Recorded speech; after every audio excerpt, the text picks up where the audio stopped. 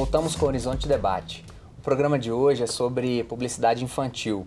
Sérgio, há uma reflexão de que na pós-modernidade, de que atualmente o máximo que temos de individualidade é estilo.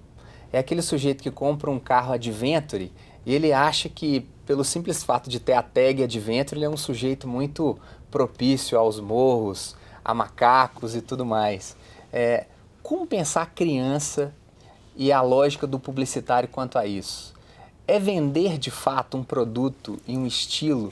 Como que é pensar uma aula de ética para os seus alunos de publicidade? A criança, feito o adulto, tem essa necessidade do senso de pertencimento. Isso faz parte da lógica mesmo, da própria característica humana, de querer pertencer. Eu tenho um, e aí, portanto, eu faço parte de um... De um grupo. Isso é objeto de estudo da psicologia, da comunicação e das diversas áreas, né? Eu só queria retomar um pouquinho onde a Tânia tinha parado, que me incomoda um pouco uma certa demonização que acontece em cima da publicidade, porque ela realmente é quem aparece assim, dando vida para essas mazelas todas, né? Eu costumo dizer que a publicidade, se tivesse que escolher um verbo para representar a publicidade, o verbo seria mostrar. O papel da publicidade é mostrar as coisas. Convencer, não? Convencer também, mas o principal é mostrar. Persuadir. Mostrar, mas o principal é mostrar. Ela vai mostrar. Né? E através desse verbo, outros verbos vão se juntar para complementar esse processo de forma que ele seja eficiente. Tem como mostrar o que tem para ser consumido de forma responsável e consciente? Tem. Né? Existem leis para poder regular? Existem. Né? Existe um processo de formação nas escolas que busca tentar desenvolver essa consciência? Existe. Todo curso de comunicação e publicidade tem lá uma disciplina de legislação e ética, tem alguma coisa de discussão acontecendo nesse sentido para poder ajudar na formação de um profissional consciente. Mas feito em toda a profissão, tem profissionais que são mais responsáveis, tem profissionais que são menos responsáveis. Né? E essa lógica de estudar, de tentar conhecer o público para o qual você vai dirigir a sua mensagem, ela existe, faz parte do processo de preparação da boa propaganda. Você tem que conhecer o seu público-alvo. Né? E o papel da propaganda não é vender a qualquer custo. Né? É tentar mostrar e convencer para esse processo de consumo. E, por vezes, a gente tem dificuldade. Como é que você faz para vender, sei lá, determinados produtos, cigarro, produtos alimentícios que não têm valor nutricional nenhum. Então, às vezes, o publicitário se vê envolvido num processo onde, às vezes, ele tem que sobreviver, o cliente que ele tem é aquele, o que tem que ser vendido é aquilo. Sérgio, o mercado, o cliente do publicitário, é o capital, é a indústria ou é esse consumidor que assiste? Porque eu fico pensando duas propagandas com um viés infantil interessante. Uma delas que você até comenta em uma outra entrevista, a propaganda dos mamíferos da Parmalat, que era uma gracinha. Sim. Aí a gente vai entrar também depois naquelas crianças. E o Compre Batom, ou uma outra que você cita, da tesourinha do Mickey. Sim. Como pensar essas duas coisas em termos de o público? Nós pegamos no ponto da responsabilidade, né? Ou seja, a mensagem ela tem um impacto grande sobre a quem você dirige. Se o público é um público infantil, um público, por vezes, incapaz de lidar com a interpretação dessa mensagem, no caso da tesourinha, esse caso é muito bom. Ou seja, você vai tentar vender uma tesourinha da Minnie, do Mickey, né, com um apelo do eu tenho e você não tem, dirigido a um público infantil de 0 a 7 anos. Que nem pode, né? Que muitas vezes não tem a capacidade de interpretar que aquela tesourinha custa 2, 3 vezes mais do que a do pai. Ali não está explicado que para poder comprar, para ter a tesourinha tem que comprar. Se a criança na escola agride o colega e toma a tesoura, o estímulo dela é para ter. A explicação de como ter não está ali. Então, realmente, um cuidado com a mensagem tem que se ter. Muitas vezes o publicitário não cria com a intenção de estar estimulando um comportamento negativo, mas cria, às vezes, de forma irreflexiva sobre o impacto do que está gerando em termos de conteúdo. Então, esse tipo de reflexão tem que ter para a gente ser responsável. Não é? Então, Agora, Tânia, o ator mirim que fazia a vaquinha, né? Que fazia o leãozinho era o mais bonitinho mesmo. Esse ator mirim, ele está nas mãos de uma família que se submete a esse controle do capital, do ser bonitinho, de forma muito cruel, tá? Claro. E de alguma maneira, não se imagina quantas horas são necessárias para uma criança daquela gravar um comercial de 10 segundos.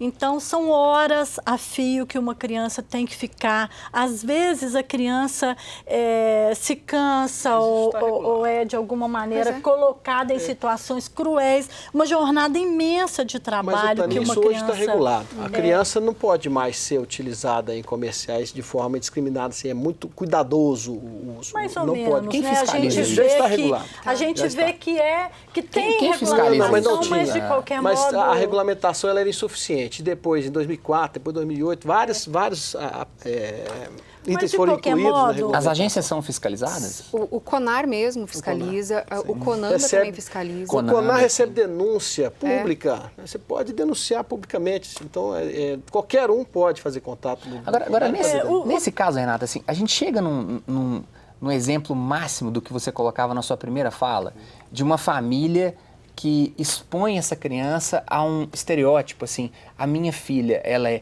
lourinha, bonitinha, então ela parece a Barbie criança, vou de todo jeito correr atrás em todas as agências publicitárias porque eu quero mostrar a minha filha. Claro.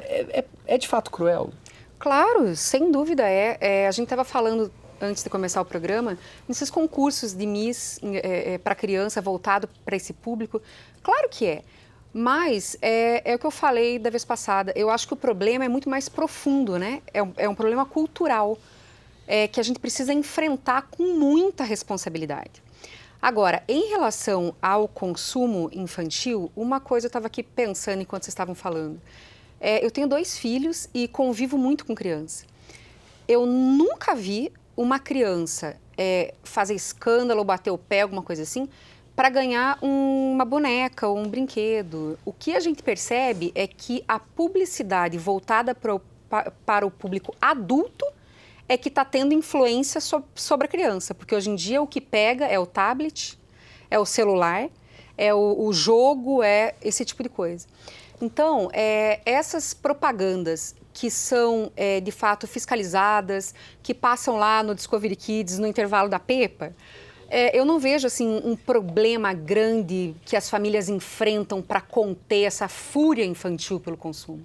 O que eu percebo é a criança já numa fase mais avançada, lá seus 8, 9, 10 anos, já sendo influenciada pela publicidade voltada a produto, que é o tênis de marca, né? É o tablet, é esse tipo de coisa. Sendo bem claro, o pai e a mãe que estabelece uma relação muito frágil de existir enquanto o celular que eu tenho, a roupa que eu visto, com certeza, essa criança acaba sendo vítima dessa... Com certeza, da sociedade como um todo, né? Porque a gente, de fato, tem isso muito evidente, né? Aqui nos Estados Unidos, por exemplo, esses países mais consumistas e capitalistas, a gente tem muito isso. É o sentimento de pertença pelo que eu tenho e não pelo que eu sou. Né? E isso precisa ser abordado de forma, de fato, muito responsável. E eu acho que desde a escola mesmo, desde a primeira infância, isso precisa ser abordado com cuidado, com responsabilidade. Tânia, o que as crianças, na sua pesquisa, te falam? Como é a escuta dessas crianças?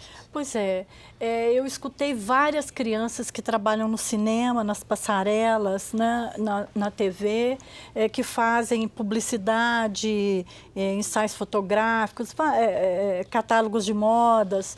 E elas dizem isso, que elas têm uma jornada imensa de trabalho, que elas não sabem quanto elas ganham, que esse valor independe do tempo que elas gastam para fazer. O comercial é R$400 que ela vai ganhar. Independe de quantas horas de trabalho se levou para fazer aquele comercial. Então, e tem uma coisa narcísica também, assim, da criança ser dada a ver. Né? Não somente a criança é espectadora de quem se dá a ver para ela comprar, e não é comprar produto somente, eu insisto muito nisso, é comprar um modo de viver, é comprar um modo de pertencer, é comprar um modo de não pertencer, né? É ficar excluída da possibilidade de pertencer. E a criança que faz esse tipo de trabalho, que está na indústria de entretenimento ou da moda, ela é uma criança invisível. Ela não é tomada como tal. A criança, às vezes, faz programas proibidos para a idade para crianças assistirem, né, com a idade que ela tem. Quer dizer, a criança que vai assistir está proibida, mas ela que faz, não. É como se ela fosse invisível, como se ela não existisse ali. Então, ela é objetalizada. Assim como a criança que é compelida a comprar, incessantemente, comprar o modo de ser, de estar, de viver, né? Esse ideal de família que aparece nas margarinas, né? A criança quer ter um mundo fake. A televisão, ela transmite isso, assim, alguma coisa que a criança muitas vezes não pode ter acesso. E talvez ela não seja o que ela consome, mas ela tenta ser. A menina não é a Barbie, mas ela quer ser, ela quer transmitir de alguma maneira que ela tem aquele objeto, mas que ela tem um tanto de identificação com aquilo. A erotização precoce também, exatamente, em relação à publicidade, essa é uma questão importante. Né, e o que eu acho mais, não sei se o Sérgio vai concordar comigo, mas tem muitas propagandas que elas se contradizem muito. Então, tem a propaganda dos chips lá, que o menino pode comer, mas tem a outra que ele tem que comer coisas saudáveis para ele ficar forte e não engordar, né? Então, o tempo todo tem uma série de contradições que a criança fica, obviamente, dividida, né? Ela não sabe por que caminho tomar. Tânia, então, no próximo bloco o Sérgio responde essa pergunta. Você tem exposto a sua criança a algum tipo de rede social ou algo desse tipo? Será que é saudável colocar o seu filhote como se a sua ilha de caras virtual ele fizesse parte? Que felicidade é essa que está sendo mostrada? Vamos ter cuidado. Vamos para um breve intervalo. Fique por aí, até daqui a pouco.